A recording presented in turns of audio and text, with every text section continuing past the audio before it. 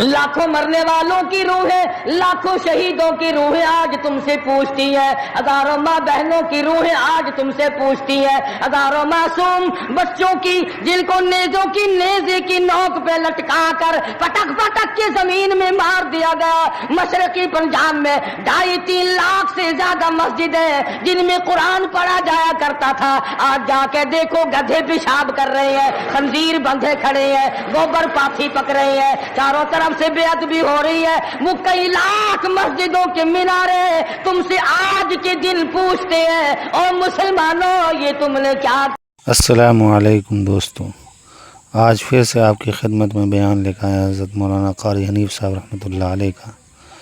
بیان کا عنوان ہے 15 اگست ہندوستان کا یوم آزادی۔ بہت اچھا بیان ہے، آئیے آزاد ہم سب مل کے اسے سنتے ہیں۔ سن 46 میں مسلمانوں سے وعدہ کیا گیا تھا، وہ خواب آج تک شرمندہ تعبیر نہ ہو سکا۔ آئے اور چلے اور مر گئے، آئے اور چلے گئے اور مر گئے، لیکن خدا کے قرآن سے فریب کیا، اللہ کے نظام سے دغا کی، دھوکہ کیا، قوم سے دھوکہ، خدا سے دھوکہ، خدا کے قرآن سے دھوکہ۔ نسلیں بدل گئی، اتنا لمبا عرصہ گزرنے کے بعد آج تک اسلام کی بسم اللہ شروع نہ ہو سکی۔ اور آپ کو معلوم ہے کچھ لوگ ابھی زندہ ہیں کہ کن حالات میں پاکستان بنا، اور کیا لوگوں کا خیال تھا، اور کیا سوچ تھی، اور کیا تصور تھا، اور پھر بنا ہوا کیا دیکھا۔ علماء اکرام نے ہمیشہ جدوجہد کی، علماء حق نے ہمیشہ للکارا۔ انہوں نے یہ آواز نکالی کہ مولوی آپس میں لڑتے ہیں، ہم کون سے مولوی کا اسلام نافذ کریں۔ قطب عالم حضرت مولانا احمد علی صاحب لاہوری سب قید رحمت اللہ علیہ نے 52 علماء کی کمیٹی کراچی میں بٹھا کر شیعہ، سنی، دیوبندی، بریلوی، اہل حدیث تمام علماء سے دستاویز کرا کر ان کو تیار کر کے ان کے حوالے کر دی کہ آئین خداوندی میں ہمارا کوئی اختلاف نہیں۔ تو علماء کی بات تو ختم ہو گئی۔ اب رہی بات یہ کہ وہ کون لوگ تھے جنہوں نے پاکستان بنایا اور کس طرح سے یہ ملک بنا۔ پیسے سے نہیں بنا، ان سرمایہ داروں اور ذمہ داروں سے نہیں بنا، یہ ملک نوابوں نے نہیں بنایا، جاگیرداروں نے نہیں بنایا، بلکہ اس ملک کی بنیاد میں ہزاروں نہیں لاکھوں آدمیوں کی جان لگی ہے۔ سڑکوں پہ قافلے کٹ گئے، گاڑیاں پوری ٹرین کٹ گئی، لوگوں کو نماز جنازے نہ ملے، قبر نہ ملی، کفن نہ ملا، غسل نہ ملا۔ اور یہاں تک دیکھا گیا کہ بعض لوگوں کے سریوں کو، کھوپڑیوں کو جنگلوں میں کتے گھسیٹتے پھرے۔ اتنی جدوجہد اور اتنی قربانی کے بعد یہ ملک اللہ تبارک و تعالیٰ نے عطا فرمایا۔ ہر شخص کا یہ خیال تھا، ہر شخص کا یہ تصور تھا، ہر شخص کی یہ سوچ تھی کہ ہم وہاں پہنچیں گے، الحمدللہ وہاں ہمیں اسلامی نظام ملے گا، قرآن کا قانون ملے گا، اللہ کی کتاب کا قانون ملے گا، محمد عربی صلی اللہ علیہ وسلم کا دستور ہمیں ملے گا۔ لیکن جب یہاں پہنچے اس وقت تو کیا ملتا، آج تک نہ ملا۔ قرآن کریم میں اللہ تبارک و تعالیٰ جل شانہ نے اعلان کر دیا، الف لام میم احسب الناس، کیا لوگوں کا یہ خیال ہے، کیا لوگوں کا یہ گمان ہے، کیا لوگوں نے یہ تصور کر رکھا ہے، کیا لوگوں نے اپنے دلوں میں یہ بات بٹھا رکھی ہے، احسب الناس ان یترکوا ان یقولوا آمنا، یہ کہ اتنا کہنے پر چھوڑ دیے جائیں گے آمنا، ہم تو تیری ذات کو مانتے ہیں۔ اتنا کہنے پر چھٹکارا ہو جائے گا، موت کے وقت کامیاب ہو جائے گا آدمی، قبر کے وقت کامیاب ہو جائے گا، پلسرات میں کامیاب ہو جائے گا، میدان حشر میں کامیاب ہو جائے گا، صرف اتنا کہنے سے آمنا، او پروردگار میں تو تیری ذات کو تسلیم کرنے والا تھا، میں تو تجھے ماننے والا تھا۔ آواز آتی ہے ارے تم بھی دوستوں کو پرکھ کے دیکھتے ہو، رشتہ داروں کو آزما کر دیکھتے ہو، وَهُمْ لَا يُفْتَنُونَ، میں بھی تو تمہیں آزما کر دیکھوں گا تم کیا کرتے ہو، زبان سے کیا کہتے ہو اور عمل کیا کرتے ہو۔ وَلَقَدْ فَتَنَّا الَّذِينَ مِن قَبْلِهِمْ فَلَيَعْلَمَنَّ اللَّهُ الَّذِينَ صَدَقُوا وَلَيَعْلَمَنَّ الْكَاذِبِينَ۔ فرمایا البتہ تحقیق میں خدا کی یہ عادت ہے، میں خداوند کریم کا یہ مزاج ہے، میں پروردگار عالم کی یہاں یہ طریقہ ہے، میں بھی آزما کر دیکھا کرتا ہوں یہ مجھے ماننے والا زبان کی نوک سے مانتا ہے یا دل کی کوٹھڑی میں بھی میرے لیے کوئی جگہ موجود ہے، میں بھی دیکھتا ہوں۔ لیکن آج حالات یہ ہیں، پروردگار عالم نے ہمیں پرکھا، ہمیں آزمایا، فرمایا وعد اللہ الذین آمنوا وعملوا الصالحات منکم، اللہ پاک فرماتے ہیں میرا ایمان والوں سے وعدہ ہے اور جو کام اچھا کرتے ہیں تم میں سے لیستخلفنہم فی الارض، میں ان کو زمین کی بادشاہت عطا کروں گا، ان کو ملکیت عطا کروں گا، ان کو میں دنیا کا اقتدار بخشوں گا، کما استخلف الذین من قبلہم، جیسا کہ میں نے پہلے لوگوں کو بھی آزمایا یوں ہی دے کر اقتدار۔ مگر ہم لوگ اقتدار کی نشے میں، کمانے کھانے کے نشے میں، تجارت کے نشے میں، زمین کے نشے میں، اپنی دولت کے نشے میں یہ سوچنا بھی بھول گئے کہ پروردگار عالم نے کتنا بڑا کرم کیا، کتنا بڑا فضل فرمایا کہ لوگوں کی قربانی سے یہ ملک بنا۔ گارے کی جگہ پاکستان کے جڑوں میں، بنیادوں میں جو گارا بن کر کے لگا ہے، رب ذوالجلال کی قسم اس میں پانی نہیں پڑا، مسلمانوں کا لہو لگا ہے۔ اینٹ روڑوں سے بنیاد نہیں بنی، اینٹ اور سلوں سے بنیاد نہیں بنی، پاکستان کی بنیاد میں شہزادیوں کی آبرو لگی، خانزادیوں کی عزت لگی، ہزاروں عورتیں دریائے جمنا میں ڈوب کے مر گئی، ہزاروں عورتوں نے جب دیکھا ہندو ہماری عزت پہ ہاتھ ڈالے گا، سکھ ہماری آبرو پہ ہاتھ ڈالے گا، سکھ اللہ کے قرآن کی توہین کرے گا، اپنے گھر میں سے عورتوں نے سونا نہ اٹھایا، چاندی نہ اٹھائی، بچے سینے سے نہ لگائے، گھر کا کوئی مال و متاع ساتھ نہ اٹھایا، ایک اللہ کا قرآن اٹھایا، کافر کا ہاتھ خدا کی کتاب کو نہ لگے، کافر کا ہاتھ مجھ اللہ کی بندی کو نہ لگے، سینے سے قرآن لگایا، دریا میں چھلانگ لگا دی۔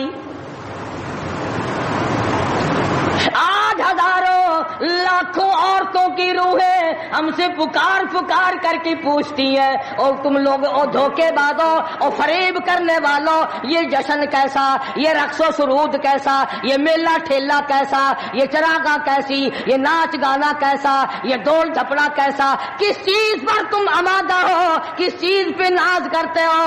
ہم نے تو سنا تھا تم سب کچھ قرآن کے لیے کر رہے ہو، مگر تم نے قرآن کریم کو تو مردوں کے لیے اٹھا کے رکھ دیا۔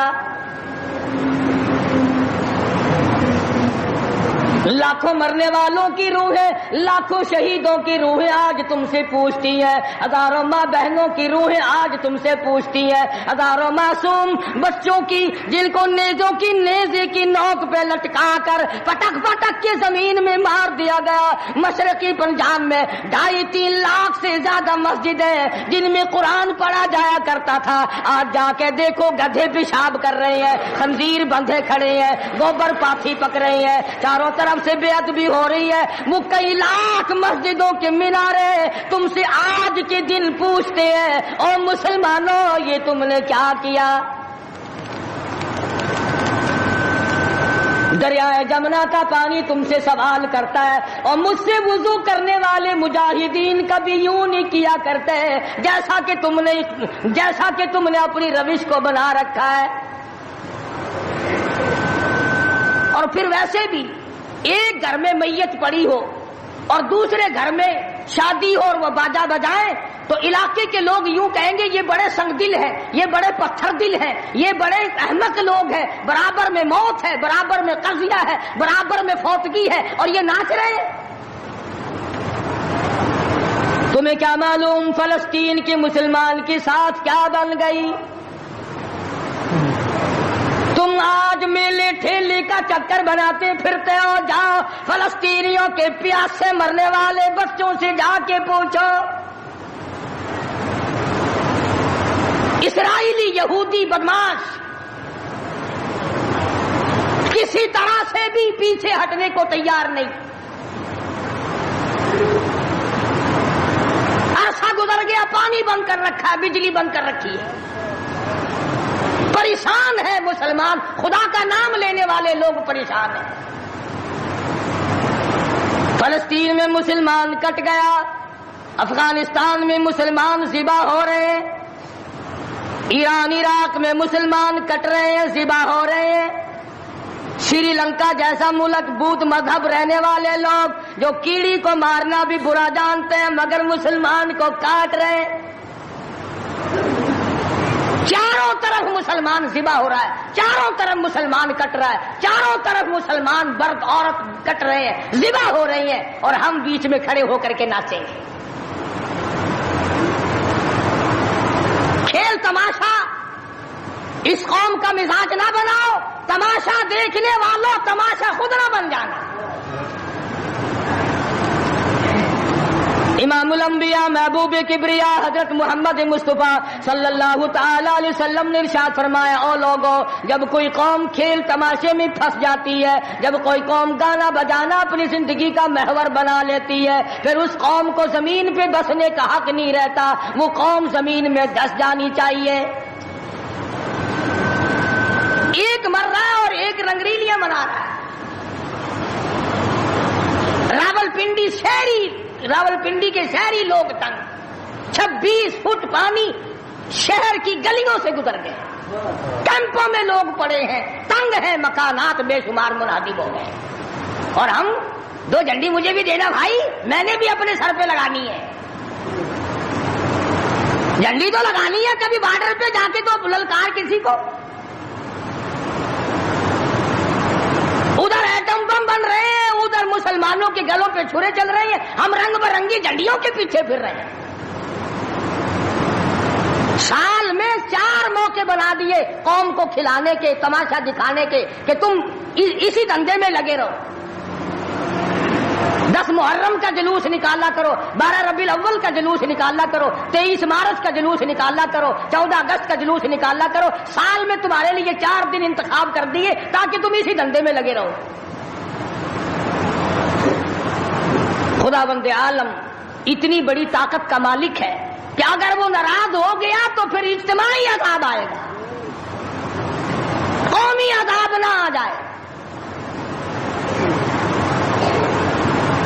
14 اگست اللہ کے سامنے عاجزی کرنے کا دن تو ہے، استغفار کرنے کا دن تو ہے، توبہ کرنے کا دن تو ہے، اللہ سے ملک کے لیے، قوم کے لیے دعائیں مانگنے کا دن تو ہے، قرآن خوانی کے لیے دن ہے، درود شریف پڑھنے کا دن ہے، اللہ اللہ کرنے کا دن ہے۔ چاروں طرف یہود و نصارہ، ہندو کافر جو مسلمانوں کے خلاف سازشیں بنا رہے ہیں، ان کو ختم کرنے کے لیے، ان کو مرنے اور ان کے ملیا میٹ کے لیے دعا کرنے کا دن تو ہے، خیرات کرنے کا دن تو ہے، اللہ اللہ کرنے کا دن تو ہے، ناچ کا نہیں، گانے کا نہیں، ڈھول ڈھپڑے کا نہیں۔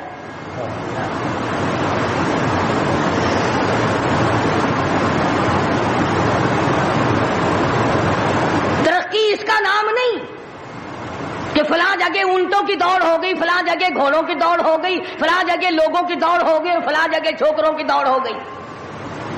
ترقی کے اور بڑے راستے کچھ کر کے دکھاؤ۔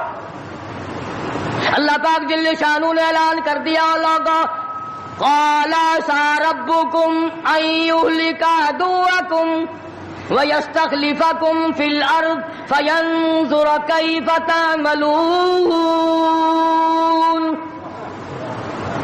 اللہ پاک فرماتے ہیں تم یوں نہ سمجھا کرو کہ تم تخت پہ بیٹھ گئے تو مجھ سے چھپ گئے۔ شہنشاہ، ملک کے مالکوں، تخت و تاج کے مال کو یہ نہ سوچا کرو کہ یہاں بیٹھ کر اب خدا کی نظر ہم پہ نہیں پڑتی. فرمایا میری وہ ذات ہے لمن الملک اليوم، میں وہ ہوں پوچھوں گا کون ہے آج کے دن دم مارنے والا. الیوم تجزا کل نفس بما کسبت، کسی پر ظلم نہیں کیا جائے گا، کوئی بول نہیں سکے گا، جواب نہیں دے سکے گا. کیوں؟ دربار الہی ہوگا. کہتا وہ ایسی روب کی جا ہے کہ دربار الہی میں ہزاروں سر بلندوں کا عزیزوں سر جھکا ہوگا. بڑوں بڑوں کے سر جھک جاتے ہیں، اپنی مرضی سے نہ جھکے تو خدا جھکا دیتا ہے. فرمایا یہ تمام کا تمام نظام میری طرف سے چلتا ہے. تم عارضی ہو، تم جیسے پہلے کہیں آئے اور کہیں چلے گئے، تم بھی نہیں رہو گے. اللہ پاک نے فرمایا باقی رہے گی میری ذات. اس لیے ہوش کر کے ہر آدمی کو قدم اٹھانا چاہیے، تاجر کو بھی، پیر کو بھی، مولوی کو بھی، افسر کو بھی، تمام لوگوں کو ہوش کر کے قدم اٹھانا چاہیے. کوئی ایسی صورت نہ ہو جس سے خامخواہ ہم عذاب میں گرفتار ہو جائیں. حضرات صحابہ اکرام رضوان اللہ تعالی علیہ مجمعین انہی چیزوں سے ڈرا کرتے تھے. خود مدنی کریم صلی اللہ تعالی علیہ وسلم کا یہ حال ہے. راستے میں پڑی ہوئی ایک کھجور آپ نے اٹھا کر منہ میں ڈال لی. سیدہ فرماتی ہیں ہماری اماں ام المومنین رضی اللہ تعالیٰ عنہ کہ ساری رات حضور کو نیند نہ آئی. میں نے بار بار پوچھا کیا بات ہے، کوئی تکلیف ہے؟ فرمایا نہیں. پھر نیند کیوں نہیں آتی؟ فرمایا راستے میں کھجور پڑی تھی، میں نے اٹھا کر اس لیے منہ میں ڈال لی ضائع نہ ہو جائے. اب مجھے یہ بات تنگ کر رہی ہے، نہ معلوم کسی کا حق نہ ہو اور میرے حلق کے نیچے چلا گیا. قیامت میں اگر مطالبہ کیا تو میں کیا جواب دوں گا؟ سیدنا فاروق اعظم رضی اللہ تعالیٰ عنہ کا زمانہ آیا. آپ نے اہل مدینہ کو اکٹھا فرمایا اور فرمایا کہ تم جانتے ہو میں تجارت کرتا تھا اور آج تم نے مجھے ایک کام میں مشغول کر دیا خلافت کے، اب میرے گزر اوقات کی کیا صورت ہوگی؟ تو تمام صحابہ اکرام نے، اہل مدینہ نے یہ فیصلہ کیا کہ متوسط درجے کا جو کھانا ایک عام آدمی کھا سکتا ہے اتنا وظیفہ مقرر ہو جائے. چنانچہ فاروق اعظم رضی اللہ تعالیٰ عنہ کا وظیفہ مقرر ہو گیا. امیر المومنین خلیفۃ المسلمین 22 لاکھ مربع میل کا حکمراں، کابل سے لے کر طرابلس تک کا حکمراں فاروق اعظم، جس کو خدا کے نبی نے اللہ میاں سے مانگ کے لیا. ایک دن جمعے کے اندر خطبہ ارشاد فرما رہے ہیں، خطبہ دے رہے ہیں. صحابہ کہتے ہیں ہم نے امیر المومنین فاروق اعظم کو، تحمد کو دیکھا، منجلے اور لنگی کو دیکھا. ایک لنگی میں، ایک چادر میں 12 پیوند لگے ہوئے تھے. 12 پیوند، 22 لاکھ مربع میل کا حکمراں، اس کے تہمند میں 12 پیوند ہے، ایک پیوند چمڑے کا بھی ہے. آج تو پیوند لگانا ہمارے یہاں عیب بھی ہو گیا. کون اس بات کا خیال کرتا ہے؟ ایک اور جمعے میں دیر سے تشریف لائے فاروق اعظم رضی اللہ تعالیٰ عنہ. لوگوں نے عرض کیا کہ آپ نے دیر کی. فرمایا یہ کپڑے جو تمہارے سامنے پہن کر آیا ہوں میرے پاس یہی کپڑے ہیں، یہ دھوئے تھے، خشک نہ ہوئے تھے، اس لیے آدھے گیلے آدھے سوکھی پہن کر آ گیا ہوں. دیر اس لیے ہو گئی، میں بادشاہ ہوں، میں امیر المومنین ہوں، میں خلیفہ ہوں، میں مدنی کریم صلی اللہ علیہ وسلم کا جانشین ہوں، تمہارا امیر اور امام ہوں، لیکن غریب اتنا ہوں کہ یہی کپڑے ہیں میرے پاس جو تمہارے سامنے پہنے کھڑا. ادھر ہمارا حال دیکھ لو کیا بنا ہوا ہے. جس ملک کا چوڑا بھی بے ایمان ہو وہ ملک ترقی کیسے کرے گا؟ صفائی کرنے والا بنگی 4 دن تک چکر نہیں لگاتا. پوچھے کون؟ جب ہم سارے تقریباً کانے ہیں تو سوال کون کرے گا؟ ہم سے پوچھے گا کون؟ آپ مارکیٹ میں بیٹھ کر چوری کرتے ہیں، ہم مولوی غلط مسئلے بتا کر مسجد میں چوری کرتے ہیں، افسر عدالت میں قانون کی چوری کرتا ہے، ڈاکٹر اسپتال میں چوری کرتا ہے، اس کا یہ مطلب ہوا کہ ہم سب چور نہیں؟ صحیح مسئلہ بتلاؤ تو مولوی کی تنخواہ 6 مہینے نہیں ملتی، 1 مہینے کی۔ کون صحیح بات کو برداشت کرے؟ متولی صاحب اگر مسئلہ پوچھے نا، بیچارے مولوی کو کہنا پڑتا ہے ہاں جی چلو مسئلہ تو یوں ہے، پر جو آپ کہتے ہیں وہ بھی ٹھیک ہو سکتا ہے، اس لیے اگر یوں نہ کہے تو پھر مسجد میں کیسے ٹھہرے گا؟ سیدنا فاروق اعظم رضی اللہ تعالیٰ عنہ کھانا کھا رہے ہیں، ایک بہت بڑا امیر آدمی آ گیا، فاروق اعظم نے فرمایا آؤ کھانا کھا لو۔ انہوں نے کھانا کھانا شروع کر دیا، صحابی ہے وہ بھی، امیر آدمی ہے صحابی۔ فاروق کے دسترخوان سے لقمہ اٹھا کر جب منہ میں ڈالا، قسم کھا کر کہتا ہے بغیر چھنے ہوئے آٹے کا لقمہ تھا، جو کی روٹی تھی، چبا چبا کر تھک گیا مگر وہ حلق سے نیچے نہیں جاتا تھا۔ امیر المومنین کا کھانا ہے، بادشاہ وقت کا کھانا ہے، نبی کے جانشین کا کھانا ہے۔ انہوں نے کہا اے فاروق، چھنا ہوا آٹا بھی تو آپ کھا سکتے ہیں، ایسا کیا عذاب آ گیا کہ چھنے ہوئے آٹے کی روٹی نہیں کھائی؟ تو فوراً بول اٹھے، اللہ کی کروڑ رحمت نازل ہو ان اللہ والوں پر۔ فرمایا بھائی کیا ہر مسلمان جو بھی لا الہ الا اللہ محمد رسول اللہ پڑھنے والا ہے، ہر مسلمان کو چھنے ہوئے آٹے کی روٹی مل سکتی ہے؟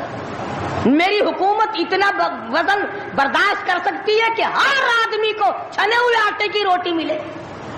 انہوں نے کہا نہیں۔ فرمانے لگے جب تک ہر آدمی کو نہ ملے فاروق، کون ہوتا ہے جو چھنے ہوئے آٹے؟ یہ چاروں صحابہ عشرہ مبشرہ میں سے ہیں، جلیل القدر صحابہ ہیں، حضور صلی اللہ علیہ وسلم کے پیارے صحابہ ہیں، حضور کے چہیتے صحابہ ہیں۔ آپس میں چاروں بیٹھ کے بات کرنے لگے، یارو کمال ہو گیا، ہمارا امیر ہو، ہمارا بادشاہ ہو، ہمارا خلیفہ ہو اور اتنا تنگ، اتنی تنگ دستی میں زندگی کٹ رہی ہو۔ تو وہ کہنے لگے کہ پھر کیا ترکیب ہو؟ ان سے کہا جائے کہ کچھ وظیفہ بڑھا لو، کچھ اپنا خرچہ بیت المال سے بڑھا لو۔ کسی کی جرت نہ ہوئی۔ ایک صحابی نے مشورہ دیا کہ یوں کرو، سیدہ حفصہ رضی اللہ تعالی عنہا فاروق اعظم کی بیٹی ہیں اور محمد عربی سب کہہ دو صلی اللہ علیہ وسلم کی گھر والی ہے، ان سے جا کر درخواست کرو، بیٹی اپنے ابا سے کہے گی شاید بات بن جائے، یعنی فائدہ بھی فاروق کا ہو، مطلب کی بات بھی فاروق اعظم کی ہو، مگر کہنے کو کوئی تیار نہیں، اتنا ڈر ہے کہ یہ اپنے مطلب کی بھی نہیں سنے گا۔ آج کل تو ہمیں بنا کے لانے پڑتے ہیں کہ پہلے ہمیں کوئی مولانا کہنے والا ملے، فلاں صاحب کہنے والا ملے، شاہ صاحب کہنے والا ملے، 7 چمچے لے جانے پڑتے ہیں۔ فاروق اعظم رضی اللہ تعالیٰ عنہ اپنی لخت جگر سیدہ حفصہ رضی اللہ تعالیٰ عنہ سے ملاقات کے لیے گئے۔ حضرت حفصہ رضی اللہ تعالیٰ عنہ نے عرض کر دیا ابا جان یہ کیا حالت بنا رکھی ہے، یا یہ کیا پریشانی کی حالت ہے، یہ کیا تنگی کی حالت ہے، آپ کچھ وظیفہ بڑھا لیں، آپ کچھ اپنا خرچہ بڑھا لیں، اس لیے کہ مسلمان لوگ اس حالت کو دیکھنے کے لیے تیار نہیں۔ اب تو کہہ دینا چاہیے تھا کہ بھی جو کچھ وہ بڑھانا چاہیں بڑھا دیں، تنگ تو میں واقعی ہوں۔ فرمایا اے حفصہ تو ان لوگوں کے نام بتا جو تیرے پاس فرمائش کرنے آئے تھے، اور فرمایا سب سے پہلے او حفصہ او میری لخت جگر، اے میری بیٹی تیرے سامنے زندگی گزری ہے محمد عربی صلی اللہ تعالی علیہ وسلم کی، تو حضور اکرم صلی اللہ علیہ وسلم کا کھانا بتا۔ حضرت حفصہ کہنے لگی ابا جان میں محمد کریم صلی اللہ علیہ وسلم کی روٹی پکایا کرتی تھی، آٹا سامنے رکھ کر پھونک مار دیا کرتی تھی، جتنا گھاس اڑ گیا باقی بیچ میں پکایا کرتی تھی، اور فرماتی ہے زیتون کے تیل کا ڈبہ رکھا ہوا تھا، تیل ختم ہو چکا تھا، ایک دن میں نے نیچے کی تل چھٹی گاد نکال کر روٹی کے اوپر چپڑ دی، آپ صلی اللہ علیہ وسلم نے نوش فرمائی، فرمایا حفصہ آج روٹی بڑی مزیدار لگی ہے، اور فرمانے لگے ثم لتسألن یومئذ عن النعیم۔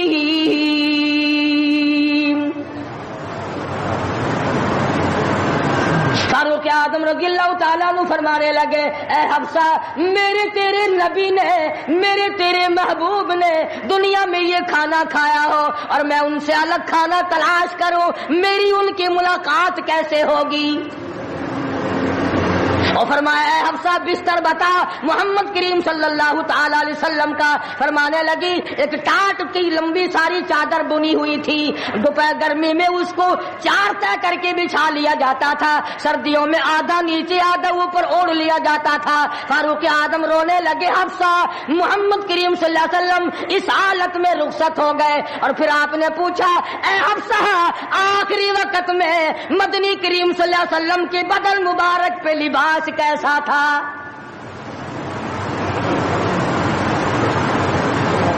وہاں لباس کی حالت کھانے کی حالت یہ ہے, یہاں بنگلوں کی گنتی نہیں کوٹھیوں کی گنتی نہیں.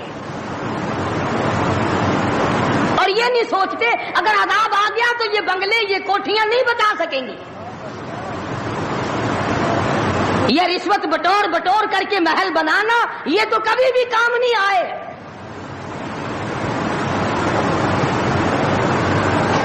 لوگوں کے ذہن کو گندا کرنے کے لیے طریقہ کار بنا رکھے. خدا کی بات پرس سے کون پیچھے رہ سکتا ہے؟ جب وہ پکڑتا ہے پھر توبہ کی مہلت نہیں دیتا. فرعون کے سر میں 400 سال تک درد کبھی نہیں ہوا, نزلہ کبھی نہیں ہوا. فرمایا حتی اذا ادرکہ الغرق, جب آیا نا دریا کے بیچ میں تو لگا ایک غوطہ اور یوں اوپر کو آیا, بڑا بزدل تھا, کہنے لگا آمنت انہ لا الہ الا الذی آمنت بہ بنو اسرائیل وانا من المسلمین. میں رب العالمین کو مانتا ہوں, میں بنی اسرائیل کے رب کو مانتا ہوں. آواز آئی جبریل اس کے منہ میں گارا ٹھونس دے. یہ اب مجھے ماننے لگا ہے جب میں نے پکڑ لیا. میری پکڑ کے وقت ماننا یہ تو کہ ماننا نہ ہوا. کوٹے میں کتنا بڑا عذاب آیا, سینکڑوں آدمی مر گئے, کتنے لاپتہ ہو گئے. چاروں طرف خلقت خدا کی پریشان ہے, بس ایک ہی آواز آ رہی ہے تیاری کرو, مکان چمکاؤ, دکان چمکاؤ, بازار چمکاؤ, دندا بے شک نہ ہو پر چمکائے رکھو. تو جیسے عورتوں میں بیماری نہیں پھیل جاتی, 80 سال کی بڑھیا سرخی لگا کے چل دیتی ہے. چمک, کارنامے کی چمک پیدا کرو, اعمال کی چمک پیدا کرو, ایمان کی چمک پیدا کرو. محمد کریم صلی اللہ علیہ وسلم کے نظام کو چلا کر وہ چمک پہ دھمک پیدا کرو, وہ ترقی پیدا کرو کہ دنیا کی قوم کو پتا چل جائے کہ یہ اللہ اور اس کے رسول کے ماننے والے بن گئے. اب ان سے خطرہ کھاؤ. تمہیں معلوم ہے فاروق کے ایک ایک کپڑے میں پیون تو 12 تھے, پیٹ میں روٹی جو کی تھی, مگر چاروں طرف کے کافر کانپا کرتے تھے, لرزتے تھے کہ اگر فاروق کا ادھر سے گزر بھی ہو گیا تو بات بگڑ جائے گی. یہاں تک حالات بنے صحابہ کرام کے, اللہ تعالیٰ کی کروڑ رحمت نازل ہو, صحابہ کرام کی قبروں پر آمین کہو کہ 5 لاکھ کے مقابلے میں 5 محمد کے غلام کامیاب ہو گئے. 5 لاکھ کے مقابلے میں حضور کے 5 غلام کامیاب. اسپین میں 3 مسلمان گئے, پورے ملک کے مقابلے میں 3 مسلمان کامیاب. وہ مسلمان تھے صحیح معنوں میں. مسلمان کو کوئی شکست نہیں دے سکتا, مسلمان کو کوئی مار نہیں سکتا. آج ہم یہودیوں اور عیسائیوں کا کھلونا بن کر کے مار کھا رہے ہیں. آج ہم ان کے ہاتھوں کے تاش کے پتے بنے ہوئے ہیں. آج ہم ان کے اشاروں پہ سب کچھ کرتے ہیں. چاروں طرف مسلمان کا لہو بہہ رہا ہے. مغلیہ خاندان کے بادشاہوں کے واقعات کتابوں میں موجود ہیں. آپ پڑھ کر کے دیکھ لیں کہ جن لوگوں نے اچھے کام کیے ان کی زندگی کیسے گزری, اور جن لوگوں نے برے کام کیے ان کی زندگی کیسے گزری. لوگ ان کا نام لینا بھی گوارا نہیں کرتے. کیا بات تھی. سلطان عالمگیر رحمت اللہ علیہ جہاں بادشاہ وقت تھا, جہاں پورے ہندوستان کا مالک تھا, وہاں مدنی کریم صلی اللہ علیہ وسلم کی 5000 حدیث تو زبانی یاد تھی. بادشاہ کو 5000 حدیث زبانی یاد تھی.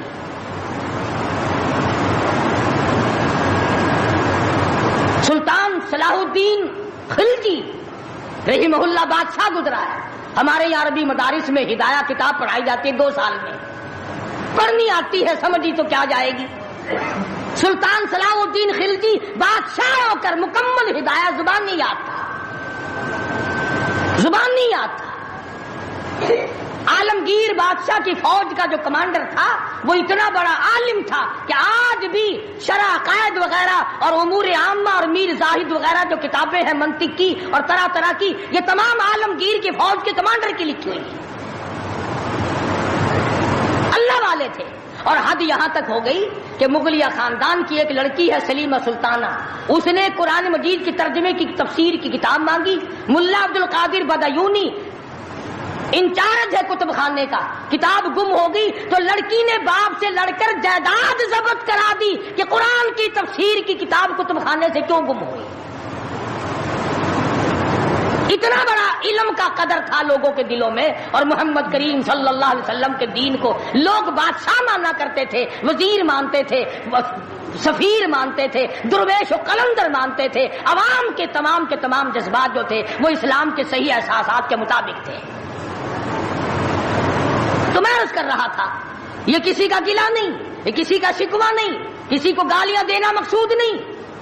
اگر اتنی بات کہہ دوں تو کوئی بے جانا ہوگا کہ حرف آئے نہ کہیں، حرف آئے نہ کہیں ان کی مسیحائی پر، حرف آئے نہ کہیں ان کی مسیحائی پر، اور درد اتنا تو نہ تھا تیری دوا سے پہلے. یہ تو بہت زیادہ کڑوی ثابت ہوئی تیری دوا. یہ تو پہلے درد سے بھی زیادہ درد ہو گیا، تو نے یہ کیسی دوا پلا دی. اور بڑا عجیب شعر یاد آیا، فرق ہے تیرا میرا. فرق یہ کہتا کہ تیرا پیام اور ہے میرا پیام اور ہے، تیرا پیام اور ہے میرا پیام اور ہے، عشق کے درد مند کا طرز کلام اور ہے. دیوانوں کی باتیں اور ہیں، تمہارا طرز زندگی اور ہے.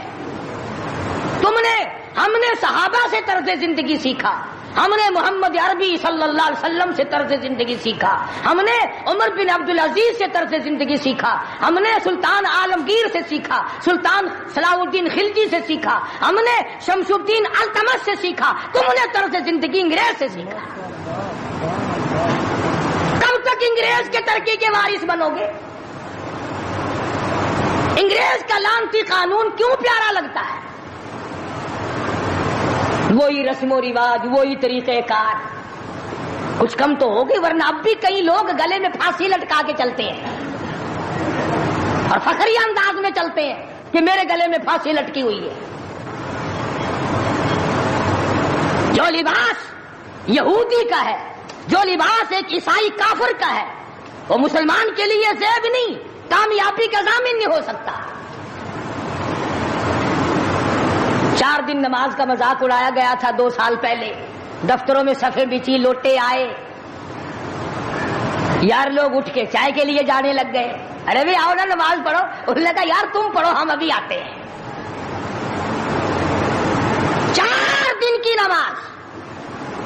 ورنہ قوم کی اقتصادی حالت، قوم کی اخلاقی حالت اور قوم کی نمازی حالت اگر ٹھیک ہو تو بزرگوں نے لکھا ہے کہ اس قوم کو کوئی نیچا دکھا ہی نہیں سکتا.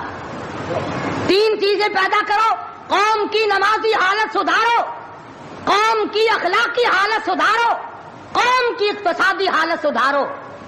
اس قوم کو کوئی نیچا نہیں کر سکتا. جس قوم کے ہاتھ میں تلوار ہو اور سینے میں قرآن ہو اور بازو میں جان ہو، اس قوم کو کوئی نیچا نہیں کر سکتا. لیکن جو قوم ناچ گانے کی عادی بن جائے، جو قوم میلے ٹھیلوں کی عادی بن جائے، جو قوم رسم و رواج کے پیچھے لگ جائے اور خدا کے قرآن کو صرف مردوں کے لیے اٹھا کے رکھ دے، اس قوم کا خدا کے پاس کوئی ضمانت نہیں ہے. میں یہ عرض کر رہا ہوں کہ چاروں طرف مسلمانوں پہ مصیبت ہی مصیبت ہے. اپنے ملک میں بھی کوٹے میں، راولپنڈی میں، فلسطین میں، ایران عراق میں، افغانستان میں، سری لنکا میں، چاروں طرف مسلمانوں پر عذاب آیا ہوا ہے. تو ہمیں اللہ میاں سے ڈرنا چاہیے، ہمیں خوف کھانا چاہیے، ہمیں دعا مانگنی چاہیے، ہمیں سجدے میں پڑھ کے رونا چاہیے، ہمیں جھنڈیاں لگا کر ناچ نہیں کرنا چاہیے. اور جو ایسا کرتے ہیں وہ غلط ہے، جو کراتے ہیں وہ بھی غلط ہے. ہم اس بات میں کسی سے نہیں ڈرا کرتے. حکومت کرے، حکومت کرائے، چھوٹے کی یونین کرائے، ایم ڈی اے کمیٹی کوئی بھی کرائے، اس وقت میں یہ حرکت بالکل غلط. تم کو سکھایا کسی نے ہے یہ کہ قوم کو کھیل تماشے میں پھنسا کر اپنا الو سیدھا کرنا چاہتے ہو؟ قوم کی نمازی حالت کو بہتر بناؤ، قوم کی اقتصادی حالت بہتر بناؤ، قوم کی اخلاقی حالت بہتر بناؤ. قوم کو سمجھاؤ کہ بہو بیٹی کی عزت ایک ہے، بہن بیٹی کی عزت ایک ہے، تم سب کی بہن ایک ہے، تم سب کی عزت اور آبرو ایک ہے، تمہارا خدا ایک ہے، تمہارا نبی ایک ہے، تمہارا کعبہ ایک ہے، تمہاری دلی اللہ پاک نے جنت ایک بنائی ہے اور ایک ایمان کا رستہ بنایا ہے. کسی سے دھوکہ کرنا، کسی سے فریب کرنا، کسی سے دغا بازی کرنا، لوٹ کھسوٹ مچانا، یہ طریقہ بالکل غلط ہے. اور فضول اور عبث اور ضائع کرنا. ویسے کہتے ہیں غریب ملک ہے جی، غریب ملک ہے جی، غریب ملک. یہ کروڑوں روپیہ غریب ملک کے پاس کہاں سے آ جاتا ہے ضائع کرنے کے لیے؟ ہم تو یہ کہیں گے کہ کل کو 14 اگست ہے، کل کو زیادہ سے زیادہ عبادت کرو، فلم نہ دیکھو، تلاوت کرو، استغفار کرو. اور وہ شہداء جنہوں نے 47 میں اپنی جانیں قربان کی، اپنی عزت قربان کی، اپنا سب کچھ قربان کر دیا، خدا کی قسم آج تک لوگ ایسے موجود ہیں 36 سال کے بعد بھی سیٹ نہ ہوئے. ان کی روحوں کو قرآن پڑھ پڑھ کر کے بخشو، ان کے لیے بخشش کی دعائیں کرو، خراج تحسین پیش کرو ان لوگوں کو جنہوں نے اس ملک کو حاصل کرنے کے لیے اپنی جان کا قیمتی نذرانہ پیش کیا. تمہارا کیا ہے؟ تمہارا تو ناخون بھی نہیں کٹا. ہاں، تمہیں کیا تکلیف پہنچی تھی ملک بنانے میں؟ کب تم بنانے والوں میں آگے آئے تھے؟ اب جو مرتا اخبار میں آ جاتا فلانا بھی تحریک پاکستان کا بانی تھا، ہم نے بانی دیکھے نہیں. عوام نے بنایا ہے، لوگوں نے بنایا ہے، اور لوگ ہی اس کی خیر خواہی کر سکتے ہیں. اور لوگوں کو چاہیے کہ ایک اور بات میری سن لو آخری، اگر یہ ملک نہ رہا تو پھر مسلمانوں کو روئے زمین پہ جگہ ملنی مشکل ہو جائے گی. جغرافیائی حیثیت سے اس کا محل وقوع ایسا ہے کہ یہ مسلمانوں کے پاس رہا تو چاروں طرف کے مسلمانوں کو سانس آئے گا، اور یہ بچے گا خدا کے قرآن کے صدقے میں، یہ بچے گا نبی کے لائے ہوئے فرمان کے صدقے میں. یہ ہماری کوششوں سے یا ہمارے ہے زیادہ ہتھیار بنانے سے نہیں بچتا ہے. تو اس لیے قرآن مجید کو جگہ دو، اسلام اور ایمان کو جگہ دو، قرآن کا جھنڈا بلند کرو، ایمان کا جھنڈا بلند کرو. آؤ 14 اگست کو مل کر سب دعا کریں کہ ہم آئندہ جھوٹ نہیں بولیں گے، ہم آئندہ رشوت نہیں لیں گے، ہم آئندہ کسی سے دغا نہیں کریں گے، ہم کم نہیں تولیں گے، ہم کم نہیں ناپیں گے، ہم ملاوٹ نہیں کریں گے، ہم غلط مسئلے بتا کر لوگوں کے ایمان کا بیڑا غرق نہیں کریں گے. پھر تو ہمارے لیے بڑا بہترین دن ہے. اور اگر ہم ان تمام چیزوں میں سے کچھ بھی چھوڑنے کو تیار نہیں، پھر اس دن کی کوئی حیثیت نہیں، پھر کھیل تماشے کا دن ہے اور کچھ نہیں.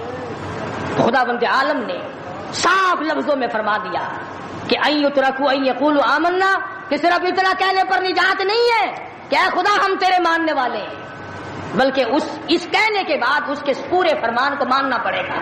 شکل حضور کے فرمان کے مطابق نبی کی شکل کے ساتھ شکل ملانی پڑے گی، نبی کے لباس کے ساتھ لباس ملانا پڑے گا، نبی کے لائے ہوئے قرآن کو دل و دماغ میں، گھر معاشرے میں، محلے اور کچہری میں جگہ دینی پڑے گی. یہ کوئی طریقہ نہیں کہ آگے پیچھے سارے کام یہودیوں والے، عیسائیوں والے، جب کوئی مر جائے تو سارے مسلمان لاؤ قرآن پڑھو، قرآن پڑھو.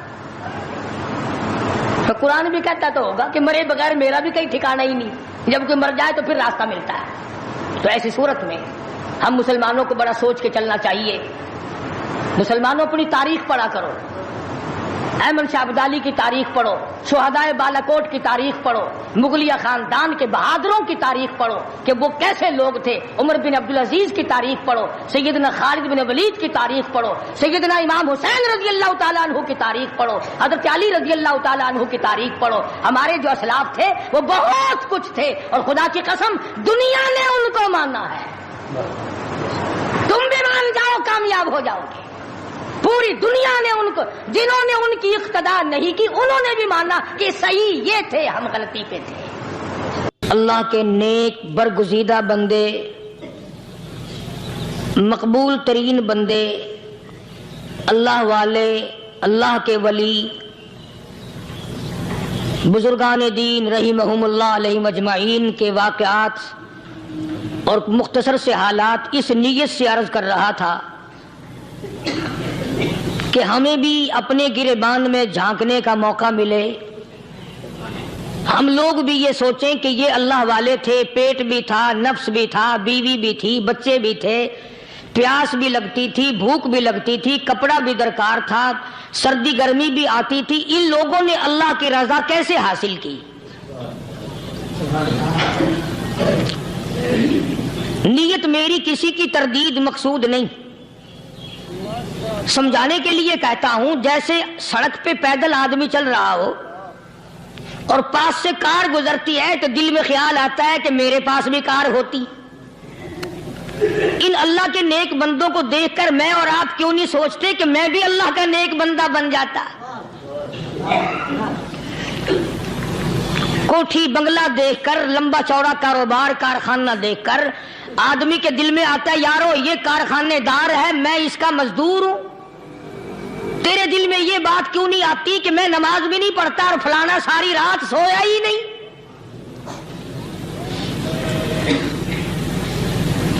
ہم لوگ اپنے معاملات میں، اپنے کردار کے بارے میں آخر کب سوچیں گے وہ کون سی نئی زندگی ملے گی؟ بس ایک دھوکہ لگا ہوا ہے، او جی میں تو گناہگار ہوں میرا کیا، او جی میں تو گناہگار ہوں میرا کیا، یوں کرتا کرتا ہی مر جائے گا، توبہ نہیں کرنی۔ کوئی آدمی پلیت ہو اور وہ یہ کہتا رہے او یار میں تو پلیت ہوں، یار میں تو ناپاک ہوں، میرا کیا میں تو ناپاک ہوں۔ اللہ کے بندے پانی کے پاس جا، غسل کر، پھر ہی تو پاک بنے گا۔ اپنے آپ کو پلیت پلیت کہتا رہے یوں تو پاک نہیں بنے گا۔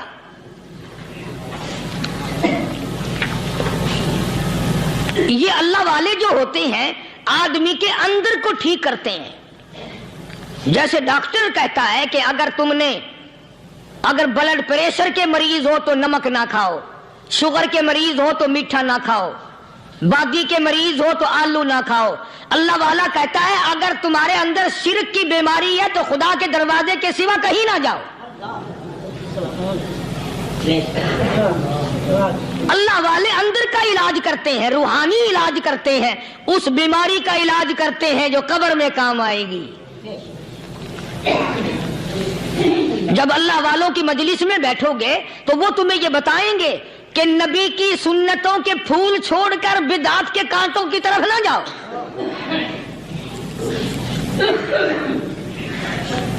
اور ہدایت ہے محمد کریم صلی اللہ علیہ وسلم کی۔ سبحان اللہ۔ وہ جوان کتنا خوش نصیب ہوگا جو حضور کے ساتھ سواری پہ سوار ہے۔ اللہ اکبر۔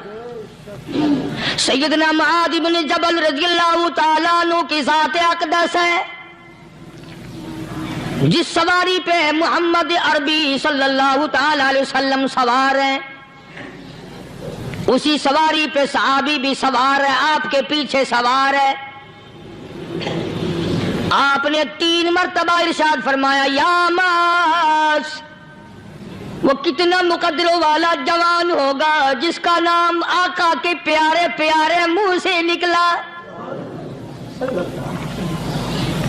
فرمایا یا معاذ، او معاذ، عرض کیا لبیک و سعدیک، میرے آقا میں حاضر ہوں، میں غلامی میں حاضر ہوں۔ کچھ نہیں فرمایا۔ پھر دوسری مرتبہ ارشاد ہوا یا معاذ، عرض کیا لبیک و سعدیک، کالی کملی والے میں تیری خدمت میں حاضر ہوں، میں غلامی میں حاضر ہوں۔ تیسری مرتبہ پھر فرمایا یا ماس۔ سمجھے آپ، یہ تو حضور کو پتا تھا کہ میری آواز اس نے پہلی دفعہ میں ہی سن لی، پکار رہا ہے میں حاضر ہوں۔ 3 مرتبہ آواز اس لیے دی، یعنی میں جو تجھے بتانا چاہتا ہوں وہ بڑی اہم بات ہے، توجہ کر، دھیان کر اس بات کی طرف جو میں تجھے بتانے لگا ہوں۔ تیسری مرتبہ ارشاد ہوا یا ماس، عرض کیا لبیک و سعدیک، میرے آقا میں حاضر ہوں، غلامی میں حاضر ہوں۔ ارشاد فرماؤ، فرمایا یا ماس لا تشرک باللہ، او ماضی مجھ سے ارشاد سن لے، مجھ سے پیغام سن لے، میں محمد کریم صلی اللہ تعالی علیہ وسلم تجھے بڑی پتے کی بات بتانے لگا ہوں، گر کی بات بتانے لگا ہوں، کوئی حقیقت کی بات بتانے لگا ہوں۔ لا تشرک باللہ، او میرے جمال، میرے صحابی، او ماس، اللہ کی ذات میں، اللہ کی صفات میں کسی کو شریک نہ ٹھہرانا۔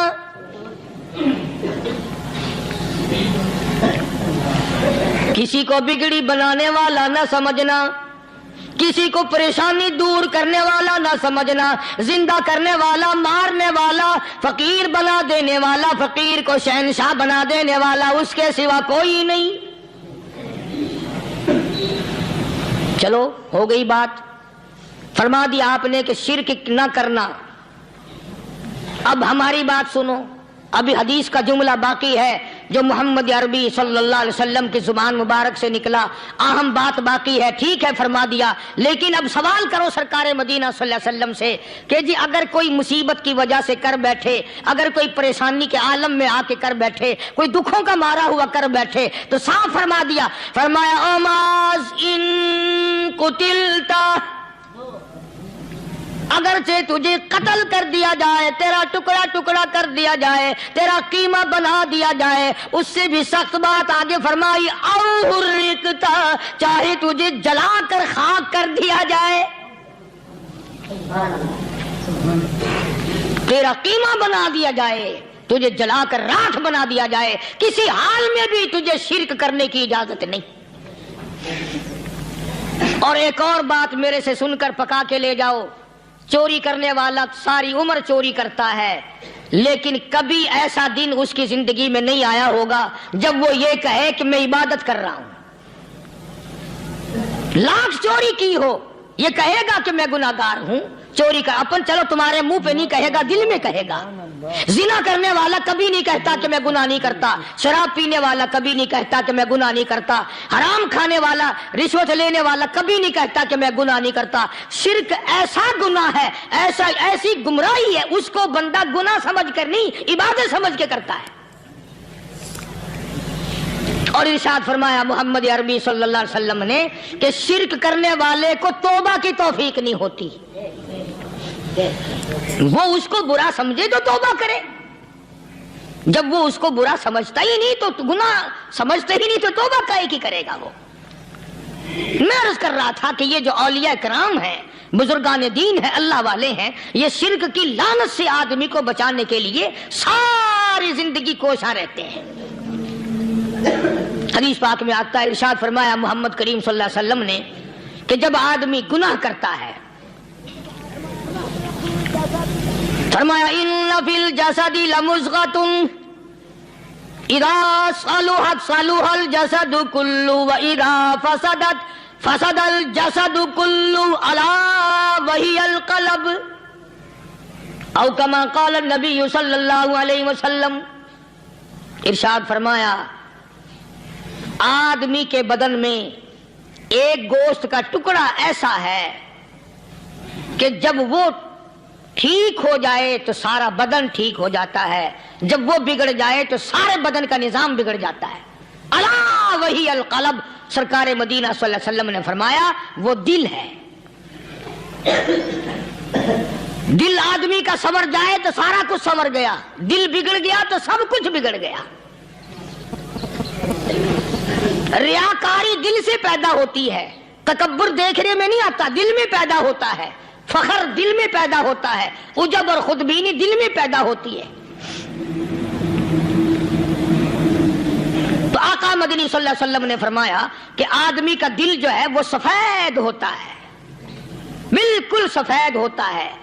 جب بندہ گناہ کرتا ہے تو ایک چھوٹا سا سیاہ کالا نقطہ اس کے دل پہ لگ جاتا ہے، پھر دوسرا گناہ کرتا ہے، پھر دوسرا نقطہ لگ جاتا ہے، پھر تیسرا گناہ کرتا ہے، پھر تیسرا نقطہ دل پہ لگ جائے، حتیٰ کہ اس کا دل سارا کالا ہو جاتا ہے۔ اور جب سارا دل کالا ہو جاتا ہے تو اس کے دل کے اندر پھر حق سمجھنے کی گنجائش نہیں رہتی، پھر وہ اتنا بگڑتا ہے کہ خلاف شرع کام کو وہ عبادت کہتا ہے، پھر وہ ڈھول دھماکے کو عبادت کہتا ہے، پھر وہ چمٹا کھڑکانے کو عبادت کہتا ہے، پھر وہ نشہ کرنے کو عبادت کہتا ہے، پھر وہ نماز نہ پڑھنے کو عبادت کہتا ہے، پھر وہ قرآن کے قریب نہ آنے کو عبادت کہتا ہے۔ حالانکہ بزرگوں کا یہ طریقہ کار نہیں۔ سائیں توکل شاہ صاحب سب کا رحمت اللہ علیہ، امبالے شہر میں مزار ہے، حضرت کے واقعات میں لکھا ہے کہ جب کوئی عالم، جب کوئی قاری، جب کوئی بزرگ قرآن پڑھتا یا کچھ بیان کرتا، اگر قرآن پڑھتا غلطی کرتا، ہاں یہ بات سمجھ لو کہ سائیں شاہ صاحب جو تھے ان پڑھ تھے، عالم نہ تھے، پڑھے ہوئے نہیں تھے، لیکن اگر کوئی قرآن کی آیت غلط پڑھتا تو سائیں شاہ صاحب جو تھے وہ کہتے کہ تو نے غلطی کی ہے۔ اور اگر کوئی حضور کریم صلی اللہ علیہ وسلم کی حدیث پاک پڑھتا، اس میں کوئی غلطی کر دیتا تو شاہ صاحب فرماتے کہ تو نے غلطی کی ہے۔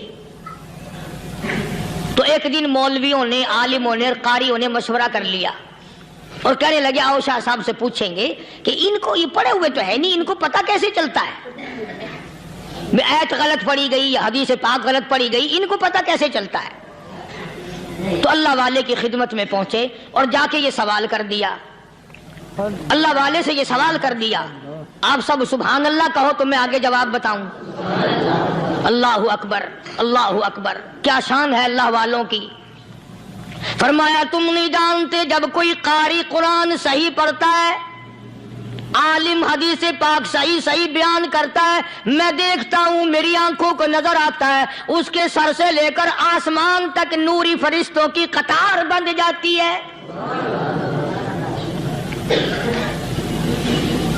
اور جب وہ غلطی کرتا ہے تو وہ قطار ساری رخصت ہو جاتی ہے، وہ قطار ساری چھٹی کر جاتی ہے، میں سمجھ جاتا ہوں کہ کوئی غلطی ہوئی ہے۔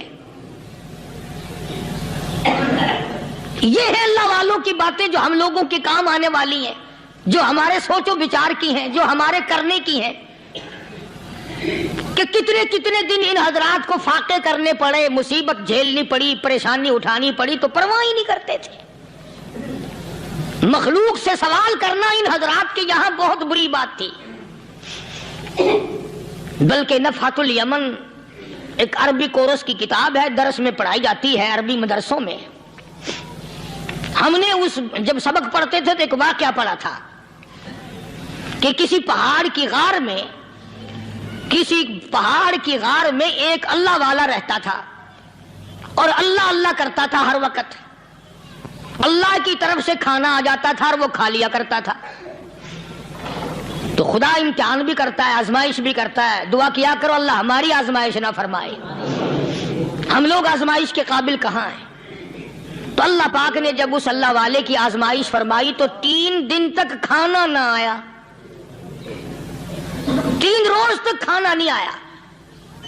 جب نہیں آیا تو بھوک نے ستایا، اور جب بھوک نے ستایا تو پریشانی ہوئی، اور جب پریشانی ہوئی تو دل میں خیال آیا کہ اب میرے لیے سوال کرنا جائز ہو گیا، اب تو میں بالکل بھوک نے تنگ کر دیا مجھے۔ تو پہاڑ سے نیچے اترے اور جا کر کے ایک مکان پہ سوال کر دیا، اور سوال یہ کیا کہ اللہ نام پہ مجھے کھانا چاہیے۔ ان گھر والوں نے 3 روٹیاں دے دی، ان گھر والوں نے 3 روٹیاں دے دی، اور یہ اللہ کا ولی لے کے چل دیا۔ تو جس گھر سے 3 روٹیاں ملی تھی ان کے یہاں ایک کتا بھی تھا، وہ اس ولی کے پیچھے پیچھے لگ گیا اور بھونکار قریب تھا کہ کاٹ کھائے پھاڑ کھائے۔ اللہ کے ولی نے سوچا کہ یہ تو بڑا ظالم کتا پیچھے لگ گیا، ایک روٹی اس کو پھینک دوں، 2 مجھے کافی ہو جائیں گی، یہ اپنا اس کی ہلے لگ جائے گا، مشغول ہو جائے گا، میں نکل جاؤں گا۔ چلو یہ کتاب کی بات ہے، حدیث کی نہیں۔ تو نفحۃ الیمن کتاب میں واقعہ یوں لکھا کہ کتا ایک روٹی کھا کے پھر بھاگ کے اس ولی کو مل گیا اور بہت بھونکار کاٹنے کے قریب ہوا۔ تو پھر اللہ کے ولی نے سوچا کہ یار ایک ہی روٹی کافی ہو جائے گی، یہ تو پھر ظالم پیچھے ہو گیا۔ اس نے دوسری روٹی بھی اس کو پھینک دی۔ اللہ کی شان، کتا دوسری روٹی کھا کر کے پھر ولی کے پیچھے پیچھے۔ اس نے سوچا ایسی روٹیوں سے تو یوں ہی بھلے، وہ تیسری بھی پھینک دی۔ کتے نے تیسری بھی کھا لی، اور جب تیسری روٹی کھا کے کتا بھونکا، اب ولی کھڑا ہو کر غصے میں آ گیا اور کہنے لگا او کتے تجھے شرم نہیں آتی؟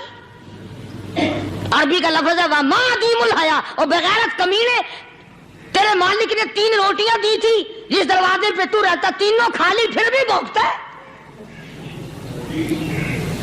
3 روٹیاں میں نے تجھے دے دی پھر بھی بھونک رہا ہے۔ تو یوں لکھا اس کتاب میں کہ اللہ پاک نے کتے کو بھی زبان دی، اور وہ یہ کہنے لگا کہ ولی صاحب ذرا ٹھہرو، خود فیصلہ کرو، تم بے غیرت ہو یا میں بے غیرت ہوں؟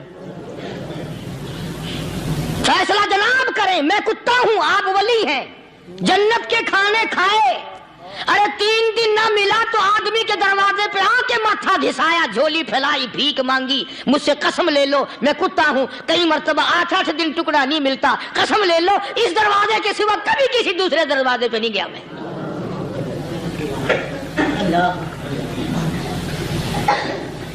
تجربہ کر لو، 3 دن کتے کو ٹکڑا ڈالو، چوتھے دن دم ہلا کر تمہارے پاؤں میں لٹے گا۔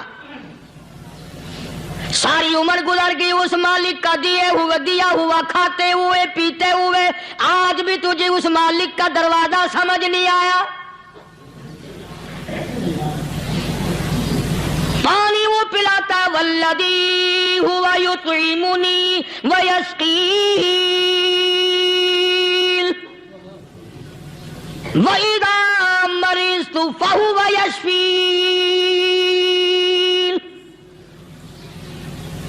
کتنا کھلاتا ہے، کتنے اعلیٰ درجے کے کھانے کھلاتا ہے، طرح طرح کے کھانے کھلاتا ہے۔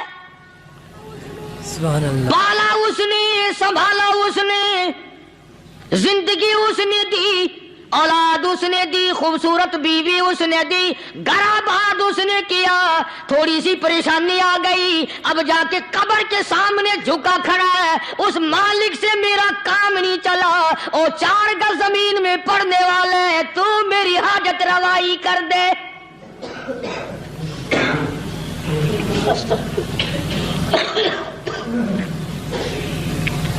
کون سے ولی نے یہ تعلیم دی، کون سے ولی نے یہ ترغیب دی؟ خواجہ قطب الدین بختیار کاکی رحمت اللہ علیہ، بابا فرید الدین شکر گنج رحمت اللہ علیہ کا پیر ہے۔ اتنے اللہ والے لوگ تھے، اتنے اللہ والے لوگ تھے۔ خواجہ قطب الدین بختیار کاکی رحمت اللہ علیہ کا آخری وقت دلی شہر میں آ گیا۔ نہ دولت تھی، نہ کوٹھی تھی، نہ بنگلہ تھا،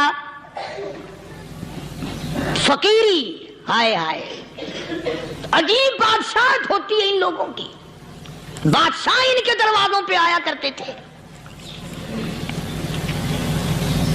خواجہ ابو الحسن خرقانی رحمت اللہ علیہ بزرگ گزرے ہیں، محمود غزنوی کا زمانہ ہے۔ محمود غزنوی مرحوم بادشاہ نیک آدمی تھا۔ خواجہ ابو الحسن خرقانی رحمت اللہ علیہ کی خدمت میں آیا اور حضرت نے یوں پوچھ لیا، فرمایا محمود 2-4 دن پہلے بھی تو سنا تھا کہ تم ادھر آئے ہو، مجھ سے مل کے نہیں گئے؟ تو کہنے لگا حضرت سرکاری دورے پہ آیا تھا، سرکاری دورے کی لپیٹ